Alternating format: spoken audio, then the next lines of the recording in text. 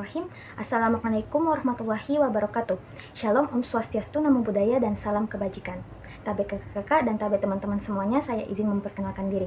Perkenalkan, nama saya Sri Kartika Dewi, akrab disapa Kartika, dengan NIM channel 11251093 dari kelas A program studi pendidikan dokter umum angkatan tahun 2025 dan merupakan salah satu anggota kelompok dari kelompok 1 BSLT tahun 2025.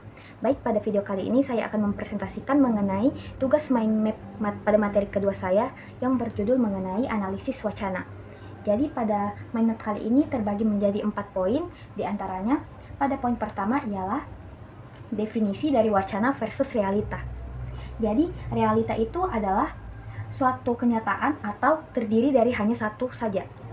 Lalu yang kedua ialah wacana atau berita, di mana wacana atau berita ini berbeda dengan realita. Realita tadi jumlahnya hanya satu, sedangkan wacana ini jumlahnya banyak.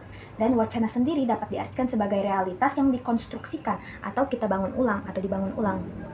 Lanjut pada poin kedua ialah analisis wacana kritis, di mana analisis wacana kritis ini merupakan studi bagaimana tentang bahasa digunakan dalam konteks sosial dalam kehidupan sehari-hari.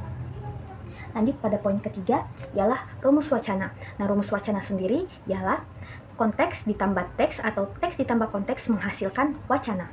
Nah, artinya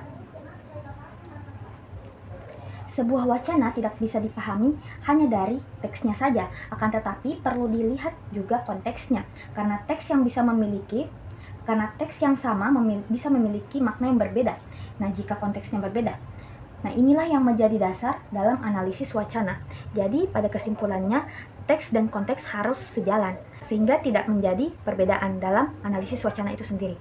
Baik, pada poin terakhir ialah dimensi analisis wacana, di mana terbagi menjadi 3. Yang pertama ialah mikro atau teks itu sendiri. Nah, dapat diartikan sebagai analisis terhadap teks itu sendiri, seperti kata, kalimat, dan juga gaya bahasa yang digunakan dalam teks analisis wacana tersebut. Lalu poin kedua ialah penghubung. Nah, di mana penghubung ini merupakan hubungan antara teks dengan penulisnya, termasuk latar belakang dan kepentingan penulis itu sendiri. Lalu poin ketiga ialah makro atau konteks sosial.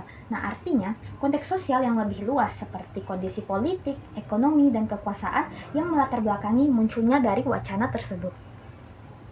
Baik, itulah tadi penjelasan dari tugas mind map saya. Mohon maaf atas segala kekurangan dan kesalahan dalam video saya kali ini.